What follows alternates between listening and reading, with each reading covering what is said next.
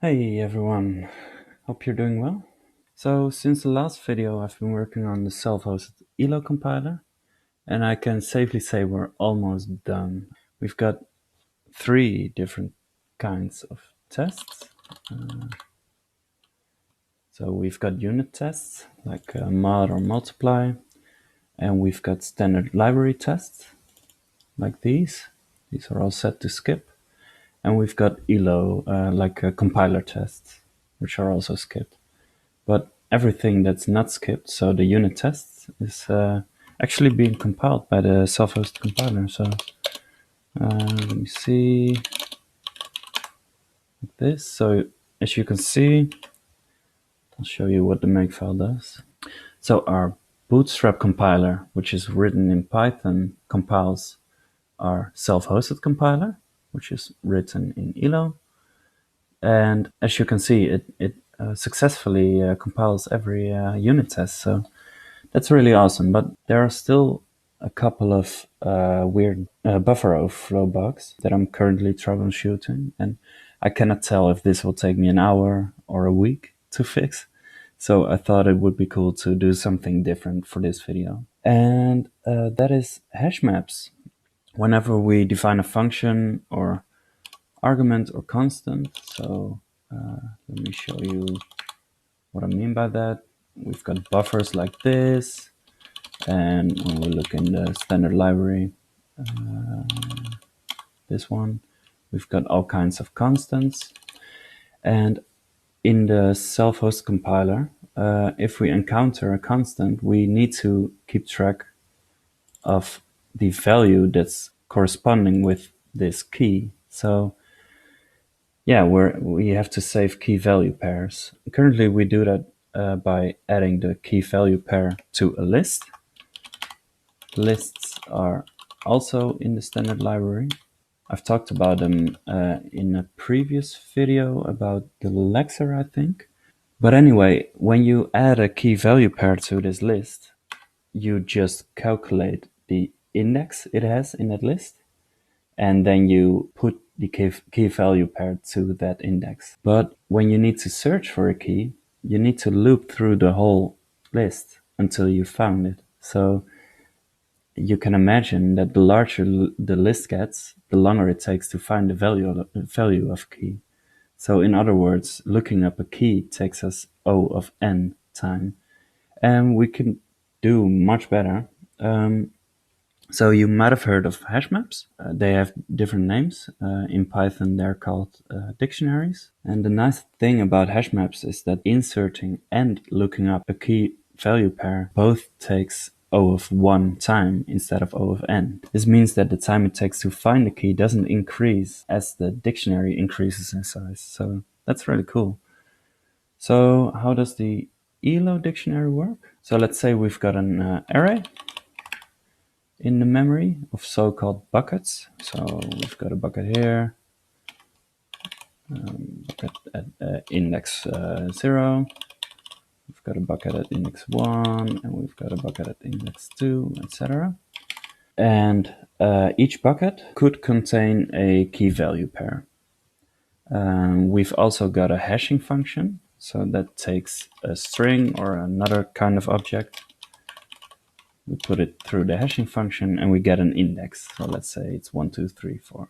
To insert a key value pair, we calculate the index of the key using the hashing function, and we put it in that bucket at that index. If you want to find that key, you use that same hashing function, and you know immediately where the bucket is, which contains the key value pair you're looking for. So both inserting and looking up a key is both O of 1. So that's the main idea. So there are a couple of things you have to think about then. What if the index already contains a key value pair? Let's say we've got a bar which hashes to another index. We've got bus which hashes to the same index as foo. So we've inserted foo at bucket 1, 2, 3, 4. We've inserted bar. But when we insert bus, it corresponds with the same bucket. This is called a collision. And the way we resolve this is by putting the key value pair in the next available bucket. It sees that the bucket is already filled, and then it goes to the next one. And the first bucket, which is empty, it encounters, it puts Buzz in that one. When we look up Buzz, we go to the bucket, we see it's filled with Foo instead. So we know we have to check out the next one and the next one until we find Buzz. That's called linear probing.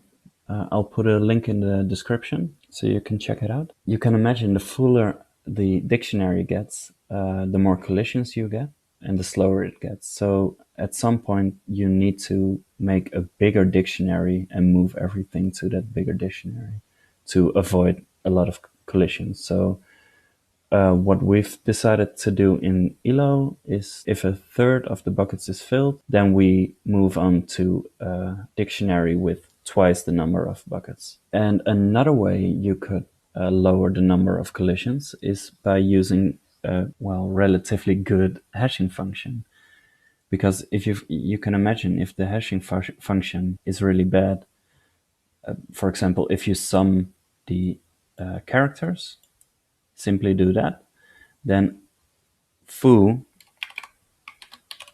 will be the same, will have the same index as oof, for example. So that would be a very bad hashing function. So this is why we're not going to create a hashing function ourselves. We'll implement one that someone smarter than me has already figured out. For now, we'll use the SDBM hashing algorithm. It's far from the best, but it's really easy to implement. And it's a lot better than something like this, like summing the characters. And we might change it later to a more sophisticated algorithm, but for now it's good. This is the dictionary code.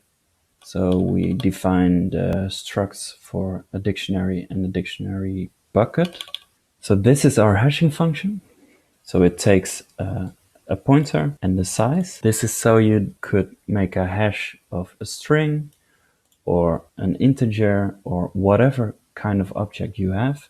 You could just say, okay, it's that big, and it just loops over each character of that structure. But for now, we'll only use it for strings. We've got a couple of functions to create a dictionary. For now, I set the initial dictionary to 2 buckets, which is too little, obviously, but I wanted to test that the resizing is okay. So for now, we'll keep it on 2 to know everything works fine. And we've got functions to fetch and insert.